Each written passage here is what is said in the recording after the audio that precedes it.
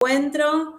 Y sí, como les decía el doctor Garay, si bien mi formación y mi experiencia tiene que ver más con lo que es ahí está la presentación, perfecto. ¿Cómo? Sí, ahí está. Bien. La ven, ¿verdad? Sí.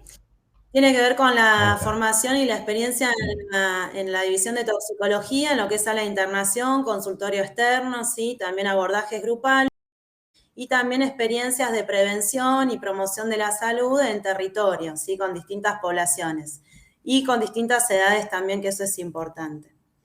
Bueno, un poco les voy a comentar entonces qué podemos aportar desde la mirada, desde la psicología, sí, que es la disciplina que yo ejerzo, en relación al consumo problemático de sustancias. Para eso les voy a comentar brevemente cómo interpretamos qué es un consumo, que es aquello que nos estuvo comentando Julio, ¿sí?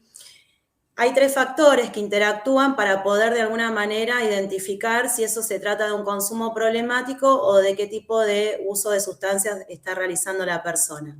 Para eso hay que tener en cuenta la sustancia, obviamente, qué tipo de sustancia se usa, si es en forma ocasional o crónica, ¿sí? Lo que eso perdura en el tiempo, esa utilización. Y tiene que ver con cómo esto afecta esas sustancias en las distintas áreas de la vida de una persona. Es decir, uno evalúa cómo está la salud física o mental, las relaciones sociales primarias, ¿sí? Eso es sumamente importante, la familia, la pareja, los amigos, las relaciones sociales secundarias, que tienen que ver con cómo esa persona se vincula con el trabajo, con el estudio, ¿sí? Y eventualmente si tiene conflictos con la ley, que eso suele pasar también. Pero no solo el tipo de sustancias como factor se tiene en cuenta para poder evaluar esto, sino también de dos componentes más, que son los siguientes. Las características de la persona, ¿sí? En relación a la personalidad, que eso sería lo que más trabajamos los psicólogos, lo que más evaluamos, en relación a la edad, al sexo, ¿sí? A las conductas de riesgo asociadas, porque obviamente cuando hay una persona que utiliza sustancias, empiezan a haber situaciones de riesgos a las que se expone, ¿sí? De mucha vulnerabilidad en relación a accidentes de tránsito, a tal vez tener alguna cuestión, digamos, de ataque sexual no esperado ni consentido, ¿sí? También se evalúa las expectativas que hay frente al consumo, es decir, por qué esa persona buscaría utilizar una sustancia, qué es lo que quiere conseguir con ella. Y la vía de acceso utilizada también es un dato diagnóstico importante, si es esnifada, si es endovenosa, eso también nos da una impresión de qué tipo de personalidad sostiene ese consumo. Y el tercer factor, como les decía, tiene que ver el entorno sociocultural, es decir, la realidad local más cercana, el círculo más íntimo y lo que rodea a esa persona, ¿sí? En relación a qué lugar vive geográficamente, si esa sustancia es legal o ilegal en donde reside, qué facilidad en el acceso hay, ¿sí? Qué disponibilidad de esa sustancia hay, y sobre todo lo que es la tolerancia social, que tiene que ver con la naturalización del consumo. Como ustedes saben, hay lugares y sectores donde tal vez el uso de alcohol, por ejemplo, está totalmente naturalizado porque es una costumbre familiar, porque es un hábito instalado en la casa. Entonces, a veces cuando vienen los pacientes con problemas por consumo de alcohol, es muy difícil poder de alguna manera conmover esa función, ¿no? Que tiene esa sustancia en esa estructura familiar en particular. Y esos son temas que se trabajan. Entonces, otra forma también de poder identificar, por lo menos para nosotros, cuando vamos a abordar a un paciente, ya sea en lo individual, en lo grupal, en el dispositivo ambulatorio o la sala de internación, es poder determinar entre los diferentes usos que hay de una sustancia. Entonces, tenemos el uso experimentador o casual, sí, ocasional, que eso tiene que ver con a veces un único evento, sobre todo esto pasa bastante en la adolescencia, donde tal vez en una fiesta única de primera vez hubo una experimentación. No por eso puede llegar a ser problemático, ¿sí? Porque obviamente sabemos, como ha pasado en fiestas de electrónica y demás, que a veces los adolescentes ingieren una sustancia, no saben bien de qué se trata ni qué potencia tiene y eventualmente pueden tener una situación de riesgo de salud, ¿sí? O un efecto no esperado, no buscado, que no puedan llegar a controlar. El siguiente paso sería ya cuando estamos más en el orden del abuso de una sustancia, ¿sí? Esto ya empieza a ser como un hábito en la vida de la persona. Hay una especie de ritual armado alrededor de ese uso de la sustancia, es decir, cuando por ahí vienen y nos comentan que si sale o si se junta con los amigos o si va a la cancha a ver fútbol, sí o sí necesita hacer ese ritual de consumo, ¿sí? No lo puede hacer, o sea, no puede tal vez disfrutar de ese evento sin que esté acompañado de esa sustancia. Y la tercera forma, que sería ya la dependencia o el consumo problemático propiamente dicho, es cuando el paciente, digamos, ya su vida transcurre en torno al consumo, ¿sí? Lo hace de forma diaria, compromete todas las actividades de la vida cotidiana, como les comentaba anteriormente, ya empieza a identificarse con esto del soy adicto, ¿no? Como que se ubica en esa posición, en modo de presentación, y empieza a tener grandes dificultades para poder abandonar el uso de la sustancia si así lo quisiera. O sea, ya no lo puede dejar de hacer solo, sino que requiere de atención profesional, ¿sí? Entonces, un poco la pregunta que nos orienta cuando tenemos contacto con un paciente es poder pensar qué lugar está ocupando esa sustancia en la vida de la persona y cuál es esa función que cumple. Es decir, esto que hablábamos recién en relación a las expectativas del uso de esa sustancia. Por ejemplo, hay pacientes que nos dicen que con el uso de la sustancia pueden tener mejor ánimo, ¿sí? O pueden soportar dificultades de la vida, o pueden atravesar mejor un duelo, ¿sí? O si están en un momento de conflicto familiar o de pareja, los hace llevarlo mejor, ¿sí? O sea, hay algo de esa utilización que les ayuda en el funcionamiento como persona, como ser humano, ¿sí? Entonces esa es la pregunta que nos orienta a los psicólogos. Para esto yo brevemente les voy a hacer un comentario en relación a, bueno, mi línea teórica es psicoanalítica, entonces un poco Freud, ¿sí? Que es quien creó el psicoanálisis, tiene un texto que se llama Malestar en la cultura, ya fíjense en 1930, él nos da cierta pista de cómo piensa en el psiquismo de la persona la función de una sustancia, ¿sí? Él dice que los seres humanos, ¿sí? Por pertenecer a la cultura, por estar en una sociedad, tendemos a tratar de incrementar las sensaciones placenteras, lo que nos da placer, felicidad, y por el otro lado tratar de evitar el dolor o el displacer, ¿no? Entonces, él decía en esa época que hay 3 fuentes de obstáculo para que el ser humano logre esto. Las que provienen del propio cuerpo, ¿sí? En relación al dolor físico, a lo que tiene que ver en el orden de la inhibición, de la angustia, de la ansiedad, todo lo que surge desde adentro de la persona, del mundo exterior en relación a las dificultades de la vida cotidiana, ¿sí? Cuando, no sé, de repente se nos hace difícil lograr un proyecto, cuando tenemos que realizar un trámite, cuando queremos obtener algo y no lo conseguimos y nos frustramos, y de los vínculos con los otros en relación a, obviamente, lo que tiene que ver con la dinámica con los padres, entre los hermanos, con las familias y con la pareja, lo que no funciona, no sé, las expectativas que uno tiene y lo que realmente después obtiene en ese vínculo que tal vez no coincide, ¿sí? Desde esas 3 fuentes, el ser humano históricamente ha sentido sensaciones de dolor, displacer y muchas veces de felicidad. Entonces, él ya pronunciaba, ¿sí?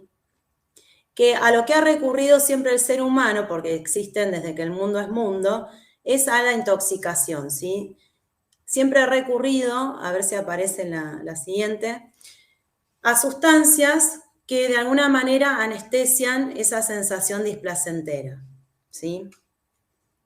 Espérenme un segundo a ver si se carga la siguiente.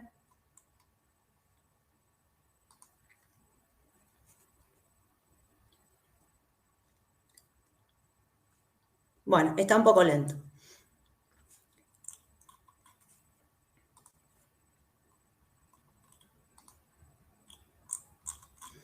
Yo igualmente voy a continuar conversando y haciendo la exposición más allá. A ver, ahí apareció, ¿verdad? No.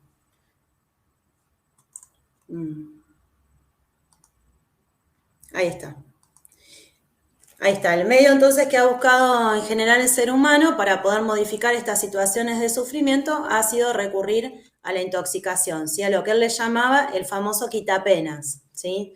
Pero ¿qué pasa? Esto obviamente es solución de momento y luego se vuelve problemático.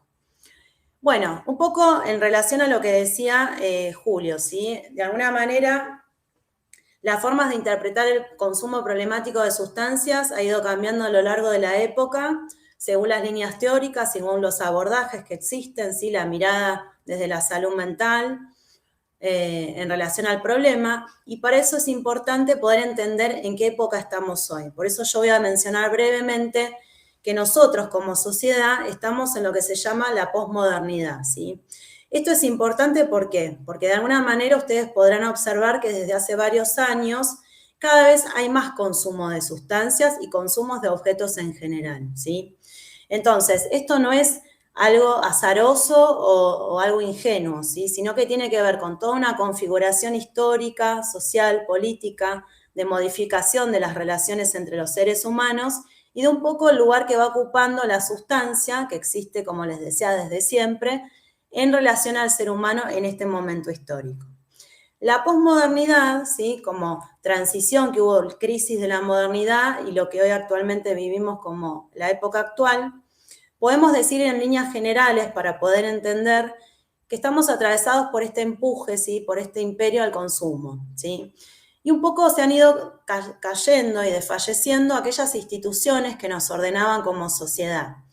Entonces, en esta época, ¿sí? Con estas coordenadas, lo que vamos viendo es que de alguna manera hay un empuje a consumir objetos permanentemente, no solo sustancias, nos vemos expuestos a eso, lo hacemos, ¿sí? Accedemos a ese objeto y rápidamente queda obsoleto. Ese es el mecanismo de consumo permanente que empuja la época. Ustedes lo podrán observar con otras cosas como tienen que ver con la tecnología, con la adicción a las pantallas, ¿sí?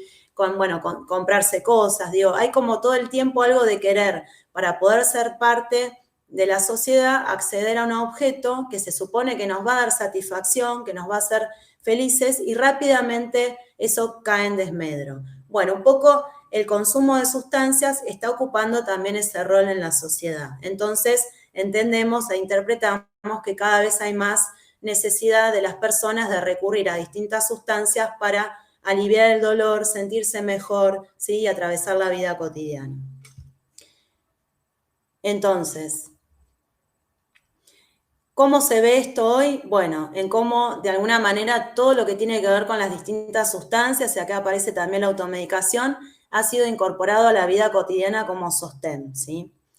Y las nuevas formas de satisfacción en relación a esto que les decía, ¿no? A estos grupos, digamos, de personas que tienen un mismo síntoma y se presentan como consumidores, como adictos, ¿sí? Por la misma modalidad de goce, decimos nosotros. Es decir, se agrupan clínicamente por la misma forma de satisfacerse o de alguna manera por el mismo síntoma, si quieren ustedes poder entenderlo más fácil. Entonces están los sujetos consumidores, están los sujetos que tienen problemas con los trastornos alimenticios, están los sujetos que tienen trastornos de ataque de pánico, ¿no? Y de alguna manera se van ubicando como en esas casilleros, ¿sí?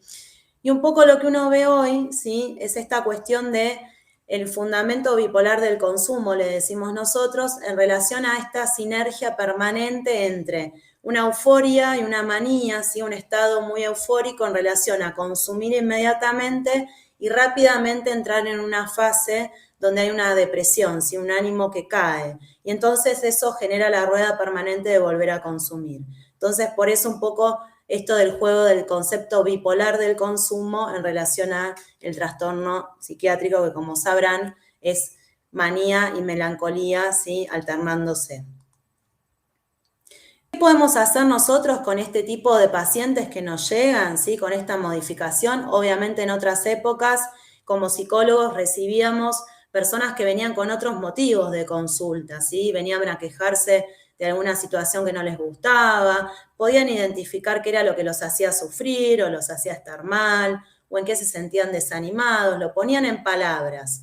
Pero hoy en día directamente aparecen estos sujetos que vienen a mostrarnos una práctica que realizan, o sea, consumen porque quieren, porque eso los ayuda a estar mejor, pero no hay una causa que nos pueda orientar en relación a, bueno, sí, consumís, ese es el motivo de consulta, pero ¿qué es lo que a vos te hace ese consumo? ¿Cuál es esa función que cumple en vos el consumo? Que esa es la causa que sostiene el consumo, porque lo que más importante es para nosotros como material de abordaje terapéutico es ir corriendo el tema del consumo y empezar a entender las causas reales que llevaron a que esa persona se termine en esta situación problemática, ¿sí? Entonces, un poco sabemos que esto es muy complejo, es una problemática compleja, requiere de las distintas disciplinas, por eso nosotros en el servicio obviamente no estoy yo sola, están los toxicólogos, está el psiquiatra, el trabajador social, necesitamos del diálogo entre las disciplinas, cada uno puede aportar su mirada dentro de la situación global del paciente, ¿sí? Obviamente tenemos en cuenta el microcontexto, como les decía, que tiene que ver con el entorno familiar y social. Más adelante ahora les voy a explicar un poco en relación a esto, cómo lo incluimos, ¿sí?, a lo familiar dentro del abordaje terapéutico, porque es sumamente necesario. Y lo que tiene que ver con el macrocontexto, ¿sí?, en relación a estas vicisitudes de la época que les comentaba recién, ¿sí? Entonces acá me parece que es importante y nos orienta bastante poder dividir el consumo de sustancias en relación a, digamos, el plano universal, la época en la que estamos, la posmodernidad, lo particular, la idiosincrasia local de ese sujeto, o sea, el entorno, ¿sí?, el factor entorno, y lo singular, el plano más singular que tiene que ver con la persona en sí, con sus propias características y su historia de vida, que es única, que no se replica, que hay cosas que pueden aparecer en común, que uno puede identificar en estos pacientes, pero que a la hora de poder trabajar con ellos tenemos que tomarlos como un caso único, ¿sí? Entonces, ahora les voy a comentar un poco cuáles son las dificultades y obstáculos con las que nos encontramos desde los distintos ángulos, ¿sí? Del lado del profesional, que seríamos nosotros, del lado del paciente, del lado del entorno social y familiar. Obviamente entiendo que hay un público acá presente que tal vez no se va a dedicar a atender pacientes con consumo de sustancias, pero a mí me parece importante en este punto empezar a entender que cada vez aparecen más y que nos pasa mucho que tal vez ustedes les brinden una atención de salud por otro tema, otra problemática, y que si esa persona está con un consumo de sustancias o ha tenido un evento o lo que fuera, es importante poder identificarlo, poder preguntarlo, obviamente con cierto respeto hacia el paciente, a modo, digamos, de protocolo de entrevista inicial, porque obviamente estos pacientes cuando realizan un tratamiento en traumatología, en cardiología, en las distintas especialidades, por lo que genera el consumo de sustancias, dificulta y obstaculiza muchísimo, ¿sí?, el resto de las intervenciones en salud que esa persona tenga que hacer. Como les decía hoy, afecta a todas las áreas de la vida cotidiana de esa persona. Entonces, la adherencia a un tratamiento cardiológico, a cumplir con los turnos, a poder escuchar lo que nosotros les decimos y tomarlo en cuenta, eso se va a jugar en todas las áreas de salud que ese paciente transcurra, ¿sí? Así que cuanto antes ustedes puedan de alguna manera indagar o sondear que eso está presente en esa persona que ustedes van a abordar, bueno, es bienvenido como dato diagnóstico para poder acompañarlo de la mejor forma, ¿sí? Entonces, ahora del lado del profesional, ¿sí? Perdón, del lado del paciente, los obstáculos en líneas generales, obviamente, después está la diferencia de cada caso, pero en general son pacientes que ustedes van a identificar que tienen baja tolerancia a la frustración, ¿sí?, poca tolerancia a la espera, en general no les gusta demasiado estar sentados esperando que uno los llame para atenderlos, ¿sí?, son muy, digamos, deambulan por la sala de espera, ¿sí?, están muy inquietos, pueden llegar a ponerse irritables, a veces no, ¿sí? Y en general los caracteriza esto que les decía, la actuación, ¿sí?, el actuar, el poner en acto, aquello que tal vez no pueden expresar a través de la palabra, ¿sí? ¿Por qué no la pueden expresar a través de la palabra? Bueno, porque de alguna manera, a ver, ellos tienen como en suspenso, ¿sí?, todo lo que tiene que ver con poder problematizar y poner en palabras y ordenar a través de lo simbólico el padecimiento más interno y más singular que tienen, ese sufrimiento psíquico. Como evitan confrontarse con eso, directamente actúan las cosas, ¿sí?, las expresan de modo mucho más exacerbado que una persona que puede hablar de lo que le pasa, ¿sí? Otro de los obstáculos, y este es uno de los más importantes y con los que tenemos mayor desafío, tiene que ver con la adherencia, ¿sí? ¿sí? Obviamente son pacientes que concurren una vez, faltan 2 veces, llegan más tarde, tal vez no sacan los turnos, ¿sí? Cuesta mucho que se puedan sostener en una constancia permanente de atención sin que se desenganchen cada tanto y que obviamente en el medio a veces hay recaídas, ¿sí? Cuando están en recaída generalmente no concurren, o si concurren, en lugar de venir a la consulta ambulatoria, directamente entran por guardia. ¿Por qué tienen baja adherencia? Bueno, una forma que a mí me sirve de poder pensarlo es justamente entender que esa sustancia, ¿sí?, está obstruyendo la posibilidad del vínculo transferencial. El vínculo transferencial, bueno, es el que ustedes arman permanentemente con los pacientes. Es la relación médico-paciente, ahí se genera un vínculo de empatía, de comunicación, ¿sí?, de unida y vuelta, de compromiso, y un poco entendemos que la sustancia y el consumo viene a ser como de corte en ese vínculo transferencial, ¿sí? Es decir, la persona, su vínculo directo de empatía y de transferencia está puesto en la sustancia, todo gira en relación a eso, y le es muy difícil la relación al otro profesional, al otro familiar, al otro laboral, ¿sí? Por eso están como bastante desconectados del entorno y están todo el tiempo con esta satisfacción en sí mismos, ¿sí? Autoerótica, le decimos. Otra de los obstáculos tiene que ver justamente con esto, con que evitan confrontarse, ¿sí?, con toda experiencia de malestar, de insatisfacción. Por eso les decía que les cuesta mucho hablar de lo que les pasa. Hay falta de demanda de tratamiento, en general vienen porque son traídos por los otros, ¿sí? Porque, bueno, la familia identifica que esto ya es un problema, que no saben qué hacer con ese paciente, o de repente están, digamos, trabajando y faltan muchos, se ausentan al trabajo, entonces hay una demanda desde lo laboral, ¿sí? En general es muy difícil que el paciente venga a consultar por sus propios medios de primera vez. Y otra de las cosas que suceden es esto de los fracasos terapéuticos y internaciones reiteradas, derivaciones, y en general son pacientes que ya han pasado por varias situaciones de tratamiento. Cuesta mucho que tal vez de primera vez con uno se vienen a atender y uno pueda marcar una diferencia que habilite un espacio terapéutico distinto a lo que ha tenido en su recorrido, ¿sí? Que marque una diferencia, básicamente. Del lado del profesional, bueno, creo que acá es un poco la posición que tenemos junto con el doctor Garay, el doctor Bértola, que es poder entender como profesionales de la salud, ¿sí?, en general, cuál es el problema, o sea, cómo definimos el problema del consumo de sustancias, y esto tiene relación directa en la concepción del tipo de tratamiento. Nosotros, obviamente, no creemos que el problema sea la droga, es decir, ponemos el acento en la persona, ¿sí?, en el sujeto consumidor, y no en la existencia de sustancias en el mundo, ¿sí? No creemos que el problema esté puesto en que existe la sustancia, sino el problema es qué lleva a una persona a utilizarla, ¿sí? La disponibilidad va a estar siempre, pero nosotros elegimos a qué accedemos y a qué no. Eso es una elección singular, entonces el acento tiene que estar puesto en eso, ¿sí? Después considerar a veces hay como cierto prejuicio en relación a que es porque es de clase social baja, ¿sí?, porque tiene condiciones socioeconómicas distintas al resto. Digo, esto es un problema que atraviesa todo tipo de nivel sociocultural y económico, ¿sí? Incluso el tipo de sustancias. A veces se suele identificar que la pasta base solo se consume en la villa y en realidad después aparecen pacientes con un alto nivel adquisitivo que también la utilizan, ¿sí?